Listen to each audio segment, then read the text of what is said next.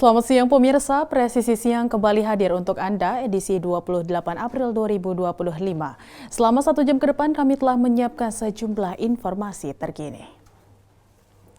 Bersama saya Bribda Tamara, kita lihat dulu 3 berita utama siang ini.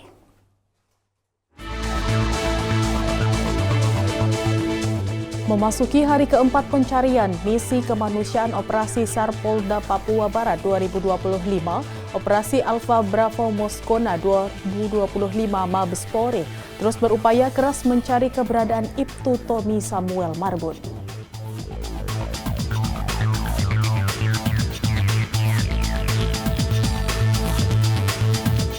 Poluan Personil Damai Kartens 2025 memberikan semangat kepada anak-anak Papua untuk giat belajar dan tak pernah berhenti bermimpi tinggi.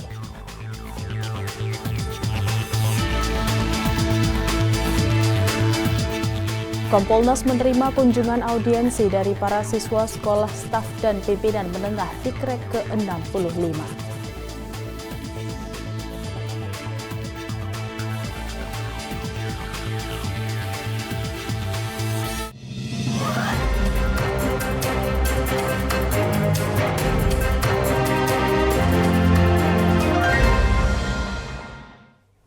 Satuan Reserse Kriminal atau Satreskrim Polres Gresik berhasil mengungkap kasus pengeroyokan brutal yang terjadi di depan Stadion Gelora Joko Saputra, Kebomas, Gresik pada Sabtu 8 Maret 2025 lalu. Dalam pengungkapannya disampaikan pada Kamis 24 April 2025, polisi mengamankan 4 orang tersangka yang diduga kuat merupakan anggota lembaga swadaya masyarakat Laskar Sakera. Kasus ini bermula ketika korban bernama Wahyudi bersama 2 rekannya menemukan mobil dengan merek Toyota Calya miliknya yang sempat hilang berada di lokasi kejadian.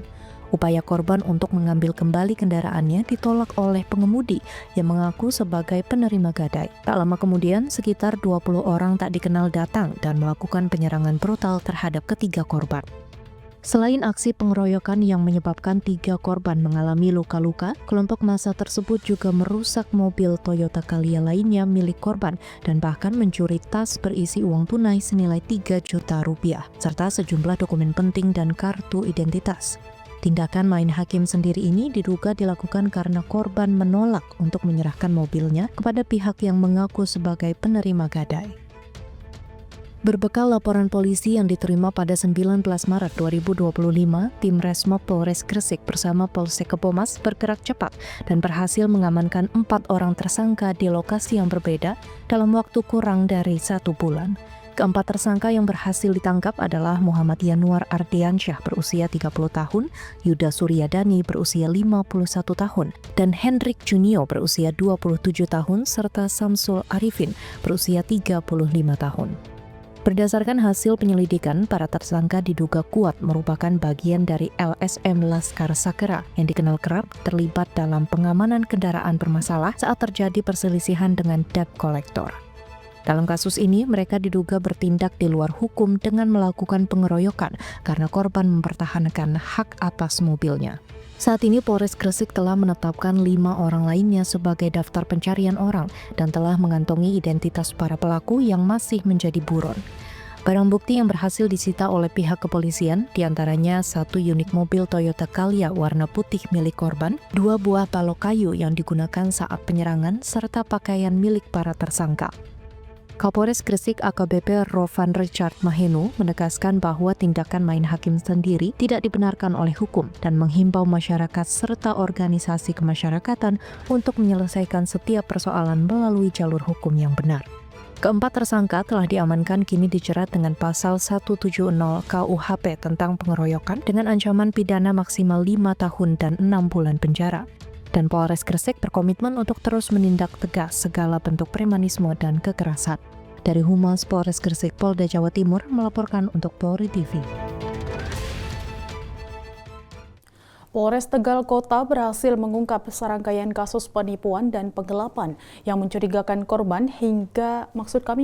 korban hingga miliaran rupiah, meliputi modus operandi penawaran top up pinjam bank, pembelian freezer kapal, hingga proyek pembangunan penataan lingkungan fiktif. Pengungkapan kasus ini merupakan tindak lanjut dari laporan polisi yang diterima, menunjukkan keseriusan aparat kepolisian dalam memberantas tindak pidana penipuan di wilayah hukumnya.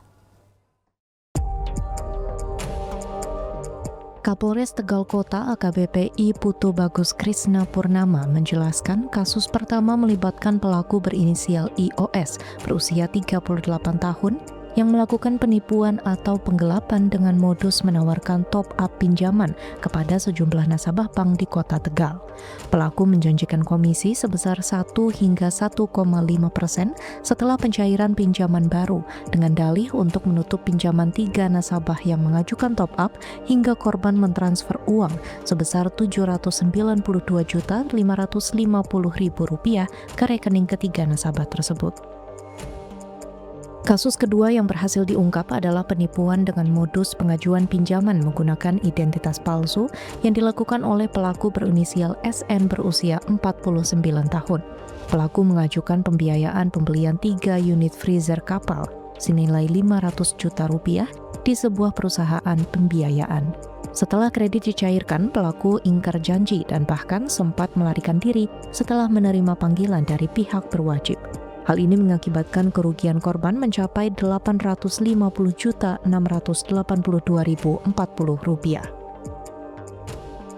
Selain itu, Polres Tegal Kota juga mengungkap kasus penipuan dengan modus proyek pembangunan penataan lingkungan fiktif yang dilakukan oleh pelaku berinisial DN berusia 41 tahun. Akibat aksi penipuan proyek fiktif ini, korban mengalami kerugian finansial hingga mencapai Rp296 juta. Atas perbuatan yang merugikan banyak pihak tersebut, para pelaku harus berhadapan dengan hukum dan dijerat dengan pasal 378 dan atau pasal 372 Kitab Undang-Undang Hukum Pidana yang mengatur tentang penipuan dan penggelapan dengan ancaman hukuman pidana penjara maksimal 4 tahun penjara. Melalui pengungkapan kasus ini diharapkan dapat memberikan efek jera bagi para pelaku dan meningkatkan kewaspadaan masyarakat terhadap berbagai modus penipuan. Dari Humas Polres Tegal Kota, Polda Jawa Tengah melaporkan untuk Polri TV. Polresta Kupang Kota bersama Jaksa Penuntut Umum Kejari Kota Kupang menggelar rekonstruksi kasus pembunuhan sadis di Kelurahan Manulai 2, Kecamatan Alak. Rekonstruksi ini digelar Jumat 25 April 2025, dipimpin langsung oleh Kapolresta Kupang Kota, Kombes Pol Aldinan RJH Manurung, dan melibatkan Jaksa Penuntut Umum Kejari Kota Kupang. Polresta Kupang Kota bersama Jaksa Penuntut Umum Kejari Kota Kupang menggelar rekonstruksi kasus pembunuhan sadis di Kelurahan Manulai 2, Kecamatan Alak. Rekonstruksi ini digelar pada Jumat 25 April 2025 tadi, dipimpin langsung oleh Kapolresta Kupang Kota Kombes Pol Aldinar RJH Manurung dan melibatkan Jaksa Penuntut Umum Kejari Kota Kupang. Rekonstruksi ini dimulai pada pukul 11.30 waktu Indonesia bagian tengah, memperagakan sebanyak 35 adegan. 4 pelaku pembunuhan dihadirkan dalam rekonstruksi. Mereka adalah Sony Naitboho, Galang Banut, Erwin Taulin, dan Sobil Koy. Rekonstruksi dimulai dari pertemuan para tersangka dan korban di Jalan Sam Ratulangi 1, Kelurahan Kelapa 5. Dalam suasana bakar-bakaran dan minum-minuman, para tersangka mulai mempertanyakan korban tentang kaos PSHT yang dipakainya.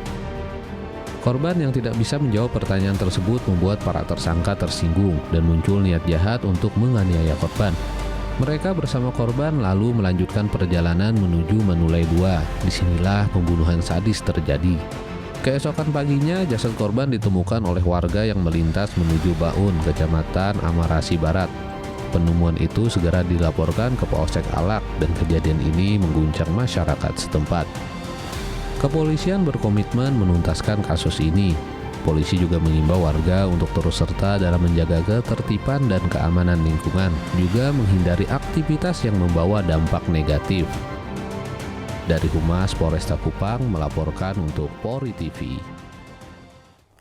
Kapolres Tulung Agung Polda Jawa Timur AKBP Muhammad Taat Resti melaksanakan konferensi pers penyidikan tindak pidana korupsi pengelolaan dana desa Kradinan Pager Wojo. Kerugian negara mencapai lebih dari 700 juta rupiah. Dipakai oleh ES selaku tersangka yang menjabat sebagai Kepala Desa Kradinan.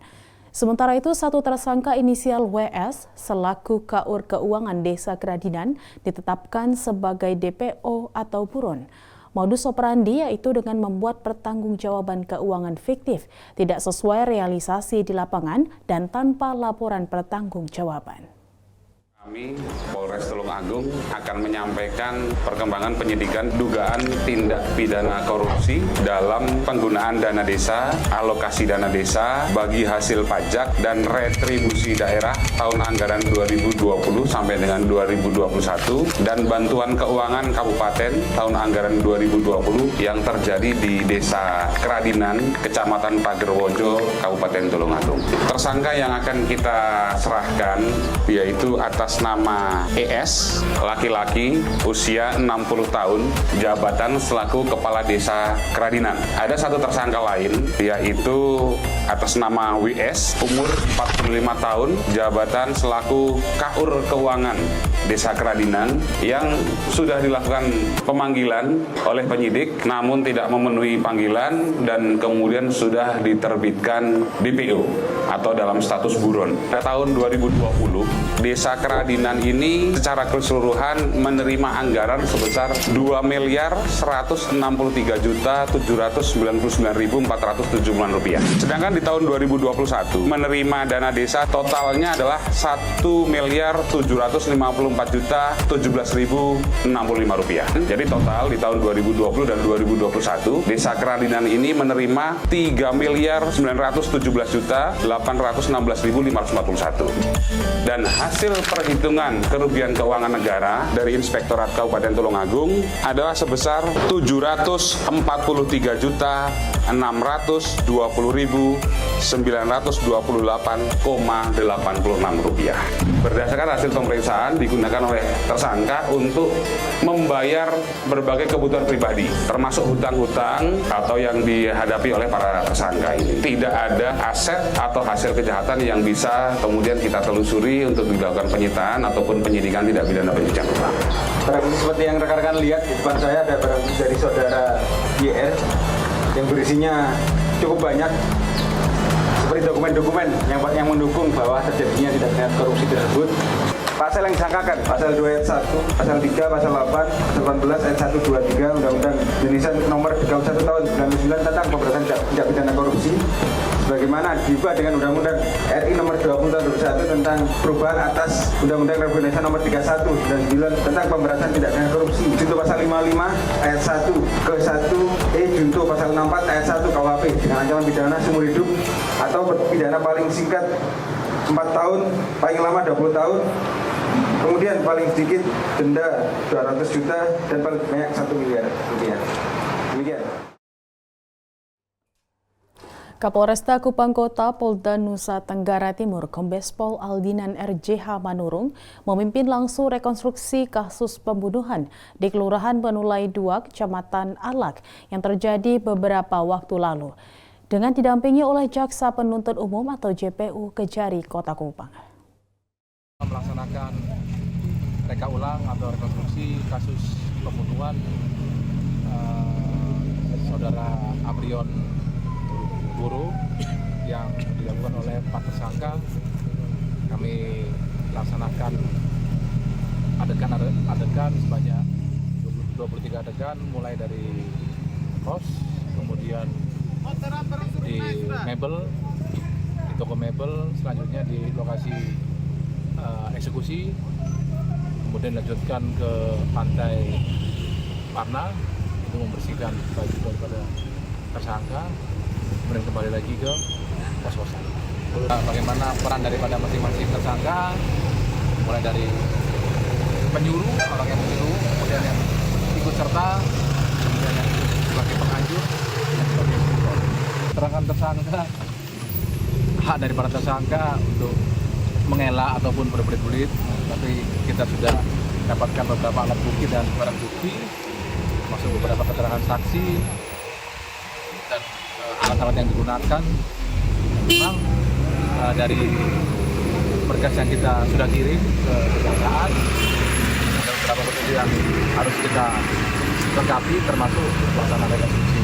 Dan dari rekan-rekan kejaksaan pun tadi sudah ada, dan mereka menganggap sudah sesuai dengan BAP yang ada.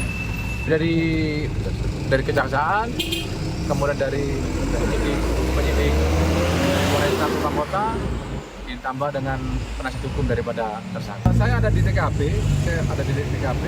ada darahnya hanya di samping leher daripada korban. Nah, darahnya menggenang, kemudian kecipurat ke para pelaku, para tersangka ini. Banyak sekali. Alasan mereka mengeksekusi korban di sini kenapa? Alasannya?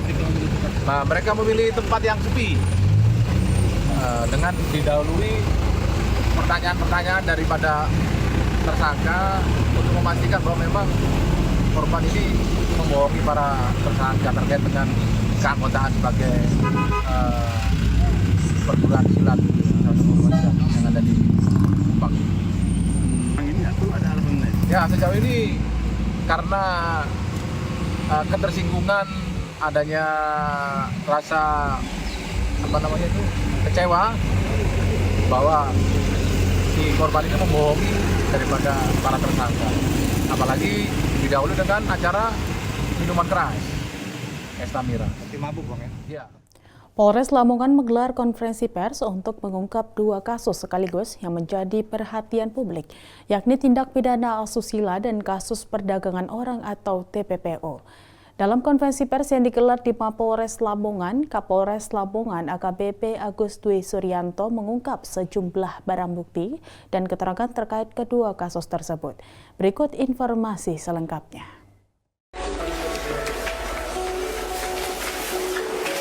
Rekan-rekan sekalian, bahwa Polres Lamongan pada pagi hari ini akan mengadakan press release tentang kasus dari jajaran Satreskrim, dan bahwasanya kasus yang pertama yaitu pengungkapan tindak pidana persetubuhan pencabulan yang dilakukan oleh ayah kandung terhadap anak kandungnya.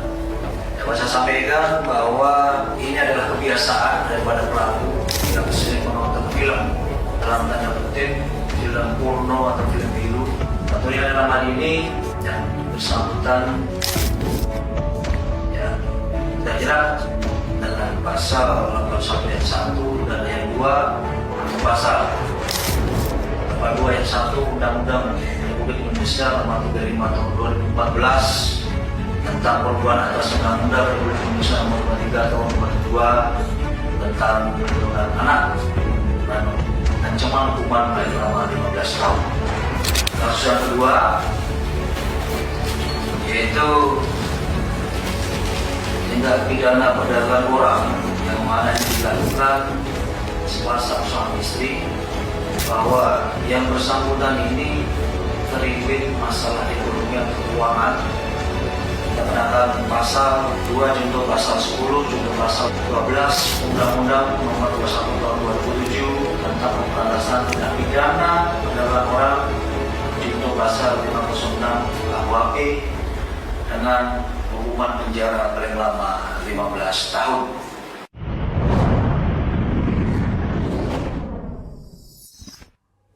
Presisi Siang akan segera kembali, tetaplah bersama kami.